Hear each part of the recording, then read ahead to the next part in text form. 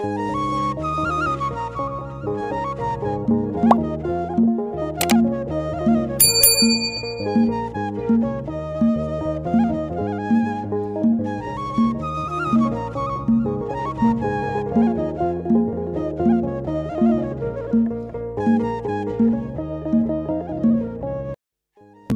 አብ ወወልድ ወመንፈስ ቅዱስ አሃዱ አምላክ አሜን።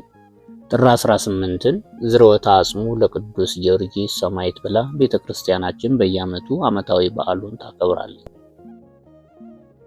ከስሙ ትርጓሜ ብንነሳ ጊዮርጊስ ማለት ኮከብ ብሩህ ሐረገ ወይን ፀሐይ ማለት ነው።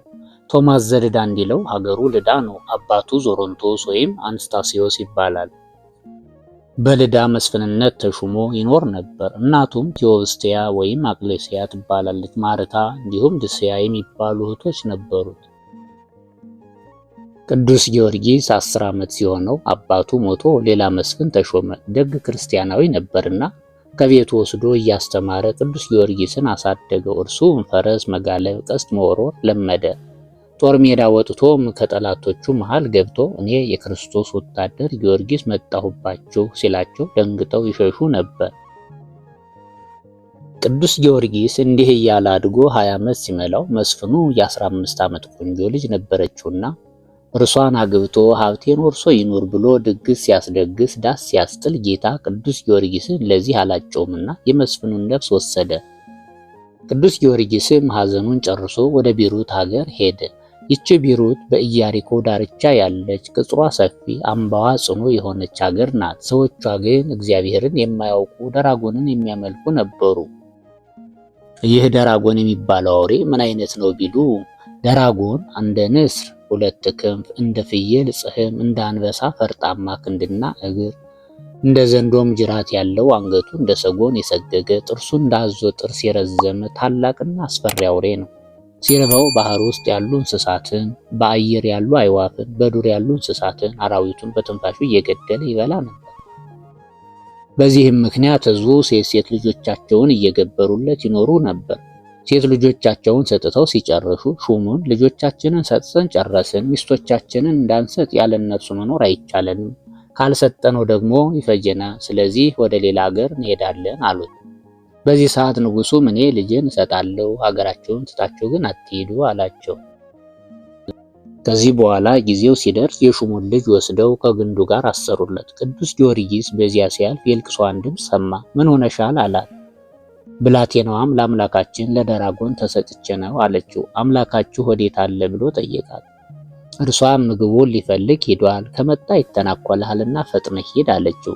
ቅዱስ ጊዮርጊስም መልሶ እኔማ ምን ኃይል አለኝ? ከኔ ጋር ያለው ግን እርሱ ያሸንፈዋል አላት። ይህን ሲነጋገሩ ደራጎን ምድሪቱን እያናወጸ መጣ። ሊበላው ሲቀርብ ቅዱስ ጊዮርጊስ መግዚአብሔር ጠርቶ ቢያማትብበት በላዩ ያደረ ሰይጣን እንደ ጉም ተኖ እንደ ትቢያ በኖ ጠፋ። በዚህ ሰዓት ኃይሉ ደከመ። ቅዱስ ጊዮርጊስም አንገቱን በታሰረችበት ገመድ አስሮ እሷ እየጎተተች እሱ በፈረስ ሆኖ ከተማ ደረሱ። ሕዝቡ ይህን ሲያይ ሊያስፈጀን ነው ብሎ ይሸሹ ጀመር። አጽናንቶ ቅዱስ ጊዮርጊስ መለሳቸው። ሕዝቡም አምላካችንን ለምን አመጣህብን አሉት። ይህ ራሱን እንኳ ማዳን አልተቻለውም፣ እንደምን አምላካችሁ ይሆናል አላቸው። አምላካችንን አንተውም አሉ። ቅዱስ ጊዮርጊስም መልሶ እንዲህ ካላችሁማ ለቅቄ አስፈጃችኋለሁ አላቸው። ሕዝቡም ይሄ ሳይሆን ባይሆን ከገደልከው በአምላክህ እናምናለን አሉ። ቅዱስ ጊዮርጊስም ከከተማ አውጥቶ በጦር ወግቶ ገደለው። ይህን አይተው በእግዚአብሔር ስም አምነው ተጠምቀዋል። አውሬውን ከገደለበትና ከመሃል ከተማ 2 አብያተ ክርስቲያናት ሰርተዋል። በዚህ ጊዜ የፋርሱ ንጉሥ ዱዲያኖስ 70 ነገሥታት ሰብስቦ 70 ጣዖታት አቁሞ ሊሰግድ ያሰግድ ነበረ። የአባቴን ምስፍና ተቀብዬ ልምጣ ብሎ ቅዱስ ጊዮርጊስ እጅ መንሻ ይዞ ብላቴኖቹን አስከትሎ ቢሄድ ሃይማኖታችሁን ካዱ፣ ለጣዖት ስገዱ ብሎ አዋጅ አውጆ ሕዝቡም ለጣዖት ሲሰግድ አገኘ። ቅዱስ ጊዮርጊስ ለአምልኮተ እግዚአብሔር ቀናኢ ነውና ይህን ሲያይ አዘነ። ወርቅ ብሩን ለነዳያን መጽቶ ብላቴኖቹን አሰናብቶ ነገሥታቱ ከተሰበሰቡበት ገብቶ አነ ውእቱ ክርስቲያናዊ ወአምን በእግዚእ ኢየሱስ ክርስቶስ አለ። ዱዲያኖስ ይህን ሲሰማ 3 ዓመት ሙሉ ሃይማኖታችሁን ካዱ፣ ለጣዖት ስገዱ ስል እንዲህ ያለኝ አንድ እንኳ የለም። ለመሆኑ የማን ልጅ ነህ? ሀገርህስ ወዴት ነው ብሎ ጠየቀው። ቅዱስ ጊዮርጊስ ግን ከኔ ጋር ምን ህብረት አለህና አባቴን ሀገሬን ትጠይቃለህ አለው። ሌሎቹ ቅዱስ ጊዮርጊስን ያውቁት ነበርና የዞሮንቶስ መስፍነ ልዳ ልጅ ነው አሉት። በዚህ ሰዓት ንጉሡም አንተማ የኛ ነህ፣ በ10 አህጉር ላይ እሾምሃለሁ፣ የኔን አምላክ አጵሎንን አምልክ ተቀበል አለው። ቅዱስ ጊዮርጊስ ግን ሹመት ሽልማትህ ላንተ ይሁን፣ እኔ አምላኬ ኢየሱስ ክርስቶስን አልክድም አለ። በዚህ ሰዓት ንጉሡ ተቆጥቶ በእንጨት አሰቅሎ ስጋውን በመቃጥን አስተፍትፎ ረጃጅም ችንካሮች ያሉበት የብረት ጫማ ጫምቶ ሂድ አለው። ችንካሮቹ እግሮቹን በሳስተው ወጡ። ደሙ እንደ ውሃ ፈሰሰ። አጥንቱ ደቀቀ። መሄድ አቅቶት አጎንብሶ ሄዷል። ቅዱስ ጊዮርጊስ መከራው ቢጸናበት ኦ እግዚእ ይትግድፋ ለነፍሴ እስከ አስታፍሮ ለዝንቱ እልው፣ ይህን ከሃዲ እስካሳፍረው ድረስ ነፍሴን አትውሰድ ብሎ ወደ ጌታ መለከተ። ጌታም ቅዱስ ሚካኤልን ልኮ ፈውሶታል። ቅዱስ ጊዮርጊስ ሄዶ ንጉሡን ጌታዬ አምላኬ መድኃኒቴ ኢየሱስ ክርስቶስ አዳነኝ፣ ይፈር አንተ ከሃዲ አለው። በዚህ ሰዓት ንጉሡም ተቆጥቶ በሰባ ችንካር አስቸንክሮ በእሳት አስተኩሶ አናቱን በመዶሻ አስቀጥቅጦ በሆዱ ላይ የድንጋይ ምሰሶ አሳስሮ እንዲያንከባለሉት አደረገ። ነገር ግን የማይሞት ቢሆን ስጋውን በመጋዝ አስተልትሎ ጨው አስነሰነሰበት። ስጋው ተቆራርጦ ወደቀ። በዝግ ቤት ትተውት ሄዱ። በመንፈቀ ሌሊት ጌታ በእጁ ዳሶ አስነስቶ ገና 6 ዓመት ስለ ስሜ ትጋደላለህ፣ 3 ጊዜ ትሞታለህ፣ በአራተኛው ታርፋለህ አለው። ሲነጋ ቅዱስ ጊዮርጊስ ከንጉሡ ሄዶ አንተ ከሃዲ እፈር አምላኬ አዳነኝ አለው። ንጉሥም በስራይ የሚያሸንፍልኝ ባገኝ ቤቱን በወርቅ ሞላለታለሁ ሲል አትናሲዮስ የተባለ መሰሪ መጥቶ ንጉሥ ሻመት ንገስ፣ ጠላትህ ይደምሰስ አለው። ንጉሥም በምን አውቃለሁ ሲለው ላም አስመጥቶ በጆሮዋ ቢያንሾካሾክባት ከሁለት ተሰንጥቃለች። ለጊዜው እርሱንም እንዲህ የሚያደርግለት መስሎት ደስ አለው። መሰሪውም ሆድ በጥብጦ አንጀት ቆራርጦ የሚገድል መርዝ ቀምሞ አስማተ ሰይጣን ደግሞ ለቅዱስ ጊዮርጊስ ሰጠው። ቅዱስ ጊዮርጊስም ስመ እግዚአብሔር ጠርቶ ቢጠጣው እንደ ጨረቃ ደምቆ እንደ አደይ አበባ አሸብርቆ ተገኝቷል። በዚህ ሰዓት ጠንቋዩ ማረኝ ብሎ ከእግሩ ወደቀ። ቅዱስ ጊዮርጊስም መመለሱን አይቶ የቆመበትን መሬት በእግሩ ረግጦ ውሃ አፍልቆ ወደ ጌታ ቢያመለክት ሐዋርያው ቶማስ በአካለ ነፍስ መጥቶ አጥምቆት በሰማዕትነት አርፏል። ቅዱስ ጊዮርጊስን ግን በመንኮራኩር አስፈጭቶ ከጥልቅ ጉድጓድ ጥሎት ደንጊያ አትሞበት ተመለሰ። ጌታ የተፈጨ ስጋውን በእጁ ዳሶ መንፈሱን መልሶ አንስቶታል። ቅዱስ ጊዮርጊስ እግረ መንገዱን አሕዛብን እያስተማረ ከንጉሥ ቀረበ። አንተ መስህ ትፈር አምላኬ ከሞት አስነሳኝ አለው። በዚህ ሰዓት ንጉሡ ተበሳጭቶ በብረት አልጋ አስቸንክሮ ከበታቹ እሳት አስነደደበት። ነገር ግን እሳቱ ደሙ ቢነጥብበት ጠፍቷል። ከዚህ በኋላ ክርስቶስ አምላክ ነው ትላለህ፣ ምን አድርገህ ታሳየናለህ አሉት። ቅዱስ ጊዮርጊስም የለመለሙትን ዕፀው አድርቆ የደረቁትን አለምልሞ ከሞቱ 430 ዘመን የሆናቸውን ሙታን አስነስቶ አሳይቷቸዋል።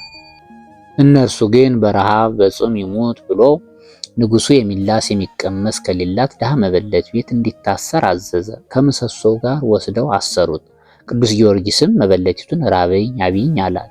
እርሷም የምትሰጠው ብታጣ ወደ ደጅ ወጣች። ስትመለስ የታሰረበት ምሰሶ ለምልሞ 15 ክንድ ያህል ከጣራው አልፎ ካጠገቡ እንጀራ የተመላ መሶብ ተቀምጦ እህሉ ዘይቱ በየቃው መልቶ አገኘች። በዚህ ሰዓት ናሁ አምላከ ገሊላውያን ተመስሎ ሰባ ወረደ እምሰማይ ወዋ ውስተ ቤቴ፣ የገሊላውያን አምላክ ሰው መስሎ ከሰማይ ወርዶ ከቤቴ ገብቷል አለች። ቅዱስ ጊዮርጊስም አገልጋዩ እንጂ እርሱን አይደለሁም አላት። በዚህ ሰዓት መበለቷ ጆሮ የማይሰማ አይኑ የማያይ አፉ የማይናገር አንካሳ ልጅ ነበራትና ሰው እንዳያየው ሸሽጋ ታኖረው ነበር። አምጥታ ጭኑን ብታስነካው አይኑ በርቶለታል። ጌታዬ ጆሮውንም አፉንም እግሩንም ፈውሰው አለችው። ቅዱስ ጊዮርጊስ ግን ይህ ጊዜው ገና ነው አላት። እርሱንም ቅዱስ ሚካኤል ከእስር ፈትቶት መበለቲቱን ከነልጇ አጥምቆ እያስተማረ ወደ ንጉሡ ተመለሰ። ቅዱስ ጊዮርጊስን ንጉሥ ዱድያኖስ ባየው ጊዜ የሚያደርገው ጠፋው። በመንኮራኩር ፈጭታችሁ ደብረ ይድራስ ወስዳችሁ ንዙት እርጩት አለ። እነርሱም እንደታዘዙት ፈጭተው ወስደው ቢነዙት ስጋው ያረፈበት ሳር ቅጠሉ ድንጋዩ እንጨቱ ሁሉ ጊዮርጊስ ቅዱሱ ለእግዚአብሔር፣ ጊዮርጊስ ሰማዕቱ ለእግዚአብሔር እያሉ አመስግነዋል። ጌታም ሶስተኛ ከሞት አንስቶታል። ጭፍሮቹን ተከትሎ አምላኬ ከሞት አዳነኝ አላቸው። በዚህ ሰዓት ደንግጠው ከእግሩ ስር ወደቁ። መሬቱን ከእግሩ መትቶ ውሃ መንጭቶ ቅዱስ ዮሐንስ አጥምቋቸዋል። ከዚህ በኋላ ንጉሥ ልሹምህ ልሸልምህ ለአጵሎን ስገድ አለው። ቅዱስ ጊዮርጊስም ከሾምከኝማ ሌላ ምን እሻለሁ? እሺ እሰግዳለሁ አለ። በዚህ ሰዓት ንጉሡ እንኪያስ እስከ ዛሬ የበደልኩህን ይቅር በለኝ አለው። ንጉሡ ይህን ካለ በኋላ ቅዱስ ጊዮርጊስን በእልፍኝ አስገብቶ ወጣ። ንግሥቲቱ እለእስክንድርያ ትባላለች። ስመ እግዚአብሔር ጠርቶ ሲያመሰግን ቅዱስ ጊዮርጊስን ሰምታ ምን ማለት ነው እስኪ አስረዳኝ እያለች ስትረዳ አድራ ቅዱስ ጊዮርጊስም ይህን ምክንያት አድርጎ አስተምሮ አሳምኗታል። ሲነጋ ንጉሡ ጊዮርጊስ ለአጵሎን ሊሰግድ ነውና ከአደባባይ ተሰብሰቡ ብሎ አዋጅ አስነገረ። ያች መበለት ግን ልጇን አቅፋ ሐሰት ይሆን ጊዮርጊስ ለአጵሎን አይሰግድም እያለች ታለቅስ ነበር። ነገር ግን ቅዱስ ጊዮርጊስ መጥቶ ልጅሽን ከዚህ አኑሪው አላት። መበለቲቱም አኖረችው። ቅዱስ ጊዮርጊስም ተነስተህ መልእክቴን አድርስ አለው። ተነስቶ ቆመ። ከቤተ ጣዖት ገብተህ አጵሎንን የክርስቶስ አገልጋይ ጊዮርጊስ ይጠራሃል በለው አለው።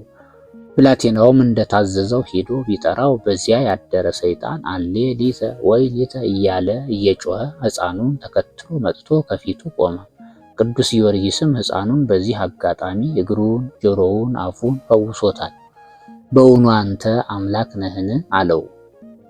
አጵሎንም ቢሰውልኝ ቢሰግዱልኝ እንጂ አምላክ አይደለሁም አለ። በዚህ ሰዓት ቅዱስ ጊዮርጊስ እንኪያስ ዳታንና አቤሮንን የዋጠች ምድር ተዋጥህ አለው። ምድሪቱ አፏን ከፍታ ውጣቸዋለች። በዚህ ሰዓት ንጉሡ እንዲያደንቁለት የሰበሰባቸው ሁሉ ቅዱስ ጊዮርጊስን የሚያደንቁበት ቢሆን ልብሱን ቀዶ እንደ እብድ እየለፈለፈ ከእልፍኙ ገባ። ንግሥቲቱ ምን ሆነሃል አለችው። ቅዱስ ጊዮርጊስ እንዲህ አደረገኝ አላት። እኔማ ነግሬህ አልነበረምን? ጊዮርጊስን እስከዛሬ አሰቃየኸው አይበቃህምን? ትምህርቱን ሰምተህ ታምራቱን አይተህ ከክፋትህ አትመለስምን? አለችው። በዚህ ሰዓት ተናዶ ፀጉሯን ይዞ እየጎተተ ወስዶ ከሰገነቱ ፊት አቁሞ ፍረዱኝ አላቸው። እነርሱም ትቀጣ አሉት።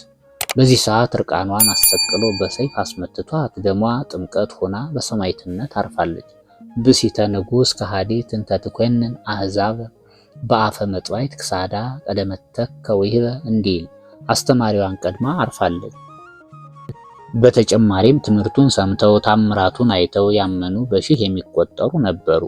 እነሱንም በሰይፍ አስመታቸው። ቅዱስ ጊዮርጊስንም በሰይፍ ሊቀጡት ይዘውት ሲሄዱ ቅዱስ ጊዮርጊስም መከራዬን ስቃዬን ተቀብለህስ ከሆነ በኤልያስ ቃል ከሰማይ ወርዳ ጠላቶቹን የበላች እሳት እኒህን አላውያን ትብላቸው ብሎ ወደ ጌታ አመለከተ። በዚህ ሰዓት ንጉሥ ግብር አግብቶ ከአዳራሽ ተገኝቶ ሲበላ ሲጠጣ እሳት ከሰማይ ወርዳ በልታቸዋለች። ሁለተኛ ገድሌን የጻፈ ያጻፈ መታሰቢያን ያደረገ በስሜ ቤተክርስቲያን ያነጸ በመከራ ሆኖ በስሜ የተማጸነ ሁሉ በስጋው ረድኤትን በነፍሱ ምሕረትን የሚያገኝ ይሁን ብሎ ለመነ። በዚህ ጊዜ ሰማያት ተከፈቱ፣ ምድር ተናወጸች። ጌታ መላእክትን፣ ነቢያትን፣ ሐዋርያትን አስከትሎ መጥቶ ሰላም ለከ ኦ ህሩይ ጊዮርጊስ፣ ሰላም ላንተ ይሁን፣ የለመንከው ሁሉ ይሁንልህ። አንተም 7 ዓመት 70 ነገሥታትን ታግለሃልና በከመ ፈጸምኩ ዘእቤ ይተንሳ እምትውልደ አንስ ዘየአብዮ ለዮሐንስ መጥምቅ፣ ሴቶች ከወለዷቸው ዮሐንስን የሚበልጥ አልተነሳም ያልኩትን እንደፈጸምኩኝ ከማሁኬ እብለከ አልቦ ዘይመስለከም ኩሎም ማኅበረ ሰማያት እለ እምቅድሜከ ወእምድኅሬከ፣ እንዲሁ ከማኅበረ ሰማያት የሚመስልህ የሚስተካከልህ የለም ብሎ ተስፋውን ነግሮታል። ቅዱስ ጊዮርጊስ ሲጸልይ ጭፍሮቹ ግን ይህን ሊያዩ ሊሰሙ አልታደሉምና ከወደቁበት ተኝተው ያንኮራፉ ነበር። ቅዱስ ጊዮርጊስ ቀስቅሶ የታዘዛችሁትን ፈጽሙ አላቸው። በዚህ ሰዓት በሰይፍ መተውታል። በመቱትም ጊዜ ደም ውሃና ወተት ከአንገቱ ፈሷል። ጊዜው 9 ሰዓት ነበረ። ዕድሜውም 27 ዓመት ነበር። ልቡ ለጻድቅ ውኩል ከማንበሳ እንዲል ቅዱስ ጊዮርጊስ የተመዘዘ ሰይፍ የነደደ እሳት የዱድያኖስን ቁጣ ሳይፈራ መከራውን ታግሶ በሕማሙ በሞቱ አሕዛብን እያሳመነ 7 ዓመት ተጋድሏል። በዚህ ዕለት ግን የሚታሰበው አብይ ነገር እኒያ አላውያን በሰይፍ ተቆርጦ በእሳት ተቃጥሎ ከጉድጓድ ተጥሎ የማይሞትላቸው ቢሆን ስጋውን በመንኮራኩር አስፈጭተው በደብረ ይድራስ ቢያስበትኑት እንደ ጢስ ተኖ እንደ ትቢያ በኖ የነበረው ስጋው ሰው በማይመረምረው ጥበብ እግዚአብሔር ተሰብስቦ አንድ አካል ሆኖ በቀድሞ መልኩ ተነስቶ ከንጉስም ከሰራዊትም ከአሕዛብም ብዙዎቹን ማሳመኑ ነው። አነሳስቶ ላስጀመረን አስጀምሮ ላስፈጸመን ለልዑል እግዚአብሔር ክብር ምስጋና ይግባው። ለእመቤታችን ለንጽሕተ ንጹሐን ለቅድስተ ቅዱሳን ወላዲተ ቃል ወላዲተ አምላክ ምክንያተ ድኂን ቤዛዊተ ኩሉ ዓለም ሰአሊተ ምሕረት የዓለም መድኃኒት እመቤታችን ክብር ምስጋና ይግባት። ከሰማይቱ ረድኤት በረከት ይክፈለን፣ አሜን።